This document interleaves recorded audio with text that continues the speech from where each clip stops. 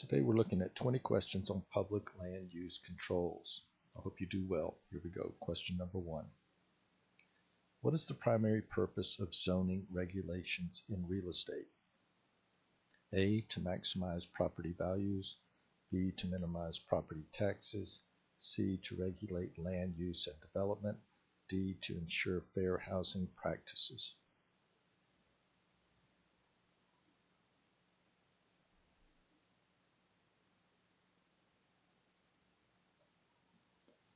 C, to regulate land use and development. Zoning regulations are implemented to control and guide the use and development of land within a community. What zoning classification is typically associated with residential areas? A, agricultural. B, commercial. C, industrial. D, residential.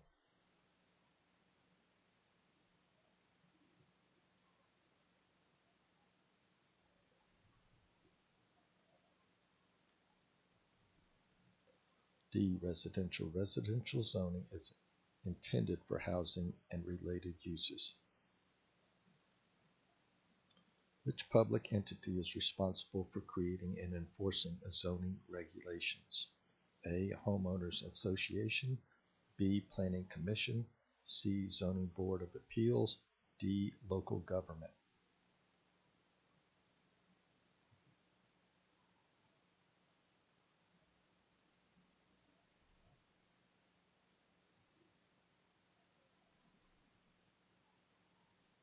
D, local government. Local governments such as city or county authorities are responsible for creating and enforcing zoning regulations. And by the way, if you enjoy this type of content, give us a thumbs up and go ahead and subscribe. It's free to subscribe. Hit the notification button. It helps us out, helps us get our content out so more people can pass the real estate exam. It really helps us out. Only 20% of the people that watch these videos or subscribe. Go ahead and hit that subscribe button. Thanks.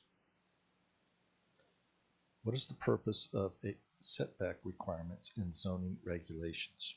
A, to establish minimum lot sizes. B, to regulate the height of buildings. C, to ensure a minimum distance between structures and property lines. D, to determine permissible land uses.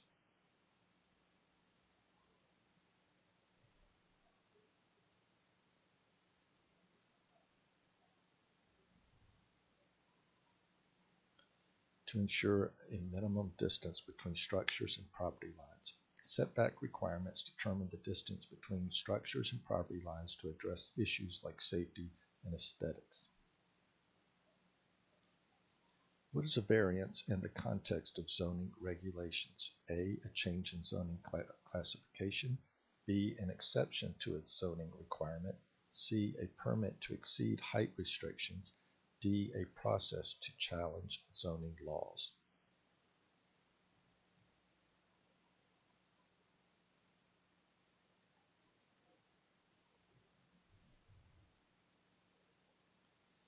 B, an exception to a zoning requirement. A variance is a special permission to deviate from specific requirements of zoning regulations. Which zoning classification is typically associated with commercial activities? A, residential. B, agricultural. C, commercial. D, open space.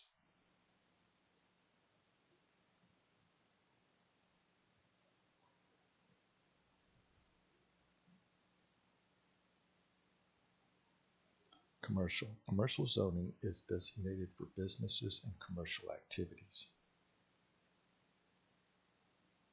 What is the purpose of a comprehensive plan in land use regulation? A, to address specific zoning variances. B, to guide the overall development of a community. C, to set property tax rates. D, to regulate building codes.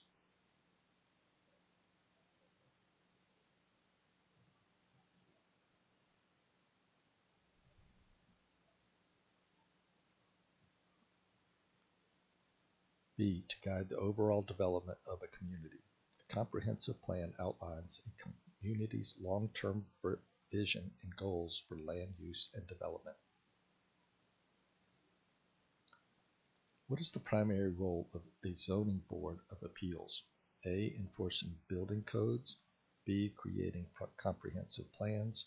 C. Granting variances and hearing appeals. D. Assessing property values.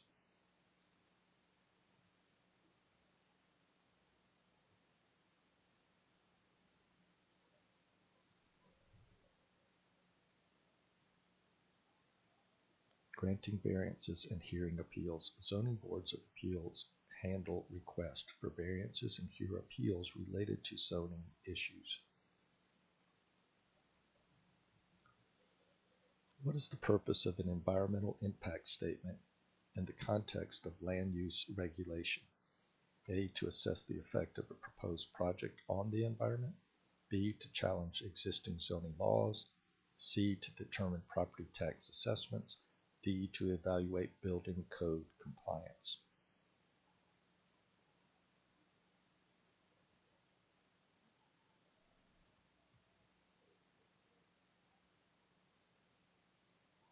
A. To assess the effect of proposed project on the environment. An EIS is a report that assesses the potential environmental impact of a proposed project.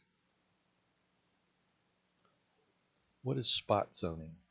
A. Zoning for specific geographic spots. B. Zoning that applies to vacant land only. C. Zoning changes for individual parcels within a larger zone. D. Zoning that varies based on the time of day.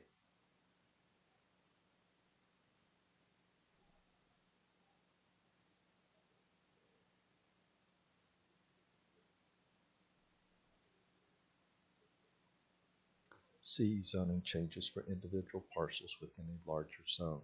Spot zoning involves changing the zoning for individual parcels within a larger zoning district.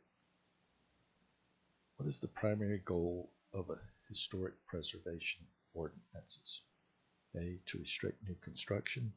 B. To encourage demolition of historic structures. C. To preserve and protect historically significant buildings.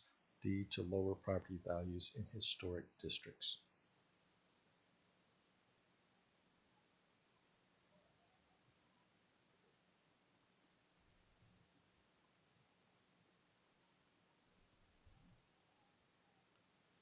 C. To preserve and protect historically significant buildings. Historic preservation ordinances aim to protect and preserve buildings with historical significance.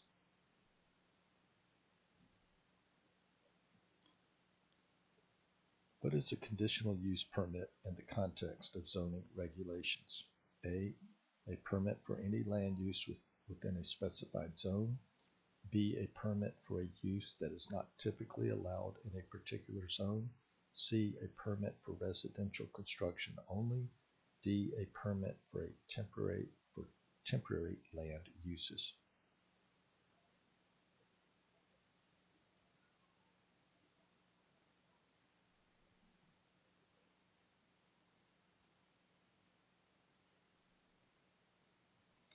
B. A permit for use that is not typically allowed in a particular zone. A conditional use permit allows for a specific use not typically allowed in a particular zone subject to certain conditions. What is the purpose of a building code and land use regulation? A. To determine property tax assessments. B. To regulate the physical aspects of construction and safety. C. To establish comprehensive plans. D. To grant variances.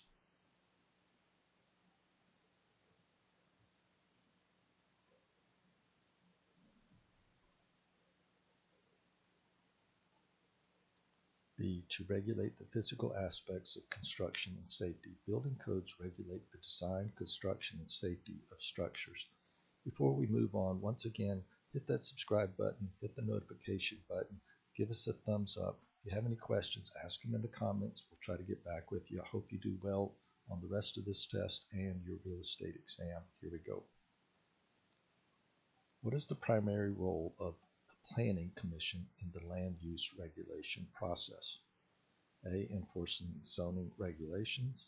B. Granting variances and hearing appeals. C. Creating comprehensive plans. D. Assessing property values.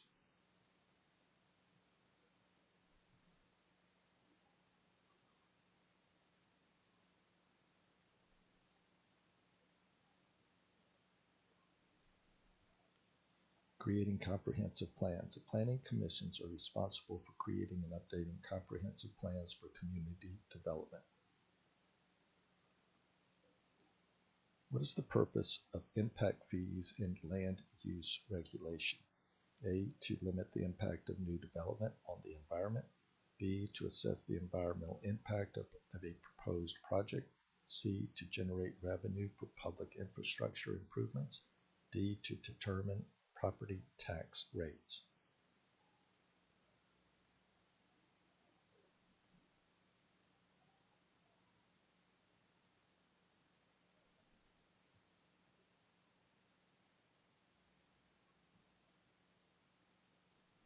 C, to generate revenue for public infrastructure improvements. Impact fees are charges imposed on developers to generate revenue for public infrastructure improvements related to new development. What is the term for a legal document that allows a landowner to subdivide their property into smaller lots? A, building permit. B, variance. C, easement. D, subdivision plat.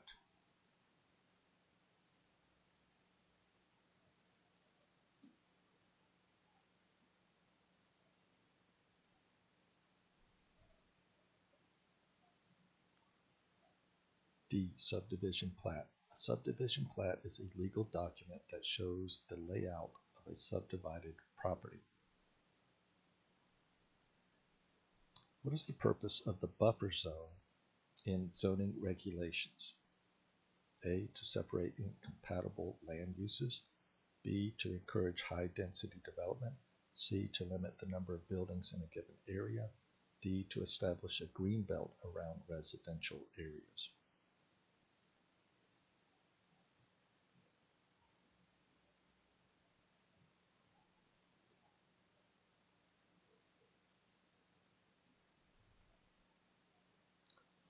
A, to separate incompatible land uses. Buffer zones are designated areas to separate incompatible land uses and reduce potential conflicts. What is the primary purpose of a building permit and land use regulation? A, to assess property tax values. B, to determine zoning classifications. C, to regulate construction and ensure compliance within building codes. D, to grant variances.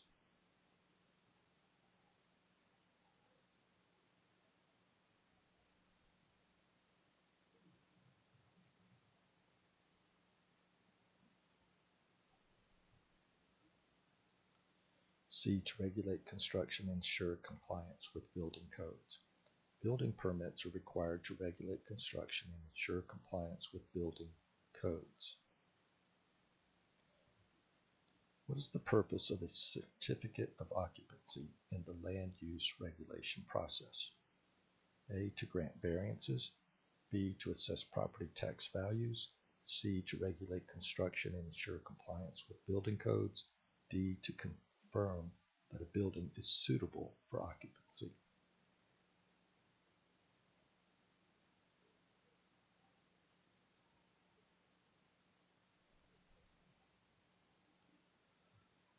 D, to confirm that a building is suitable for occupancy. A certificate of occupancy confirms that a building has been constructed and designed in compliance with building codes and is suitable for occupancy. What is a common limitation imposed by zoning regulations on the use of property in a residential zone? A, maximum building height. B, minimum lot size. C, minimum setback requirements. D, all of the above.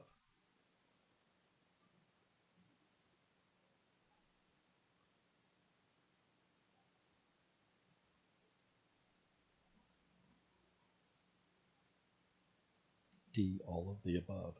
Zoning regulations in residential zones commonly impose limitations on building height, lot size, setback requirements, and other factors to control land use and development.